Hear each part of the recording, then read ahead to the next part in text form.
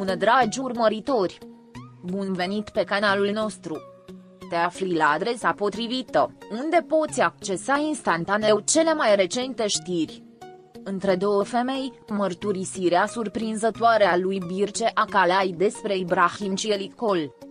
Ibrahim Çelikol, cunoscut pentru magnetismul său pe ecran și faima sa ca unul dintre cei mai râvniți actori din Turcia, pare să fie prins într-o dilemă personală care a surprins pe toată lumea. Recent, au apărut zvonuri despre o relație dintre el și două femei care i-au modelat viața. Actrița Birce Acalay și o altă figură din lumea divertismentului. Detalii despre această situație au ajuns pe rețelele de socializare, unde fanii actorilor au început să speculeze despre ce se întâmplă cu adevărat în viața privată a lui Ibrahim Çelikol. Cu toate acestea, ceea ce i-a lăsat cu adevărat pe toți fără cuvinte este dezvăluirea lui Birce Acalay, care, într-o mărturisire neașteptată, a vorbit deschis despre relația complexă pe care a avut-o cu actorul. Într-un interviu recent, Birce Acalay a precizat că lucrurile dintre ea și Ibrahim Çelikol nu erau atât de simple pe cât păreau din exterior. În timp ce pe ecran cei doi formau unul dintre cele mai iubite și admirate cupluri de la televiziunea turcă, în culise povestea era complet diferită.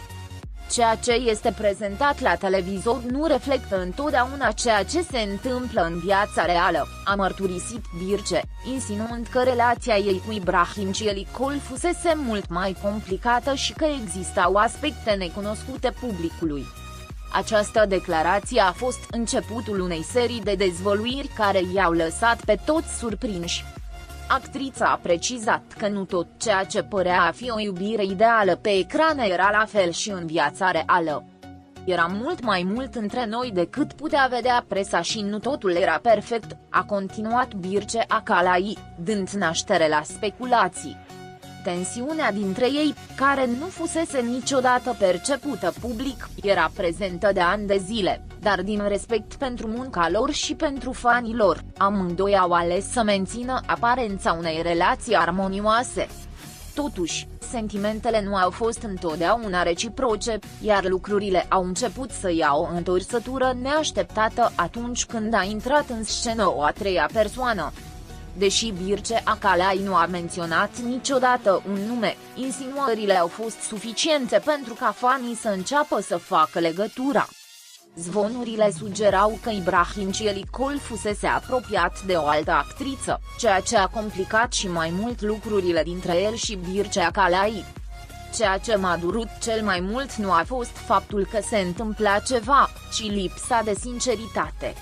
Au fost momente când am simțit că nu știu unde mă aflu, a mărturisit Birce Acalay, insinuând că relația ei cu Ibrahim Çelikol fusese plină de insecurități și lipsă de comunicare. Cuvintele actriței au fost o lovitură dură pentru cei care credeau că totul dintre ei era doar chimie pură pe ecran. Pe măsură ce Birce Acalay continua să vorbească, piesele au început să se așeze la locul lor. Tensiunea dintre cei doi actori nu a afectat doar relația lor personală, ci a avut un impact și asupra vieții lor profesionale. Oamenii uită că suntem oameni și că, chiar și atunci când suntem în fața camerelor de filmat, avem propriile noastre lupte interne, a exprimat Birce Acalay reflexiv. În declarațiile sale, actrița nu a căutat să dea vina pe nimeni, ci pur și simplu să expună o realitate pe care puțini o cunoșteau.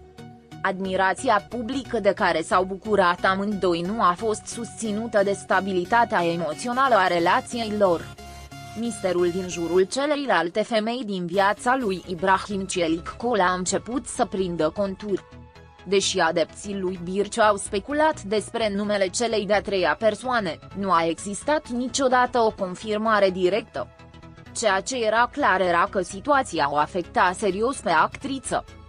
Birce Acalay, prin cuvintele sale, a sugerat că relația ei cu Ibrahim Çelikol nu se încheiase în cele mai bune condiții, dar a lăsat deschisă și ușa unei posibile împăcări.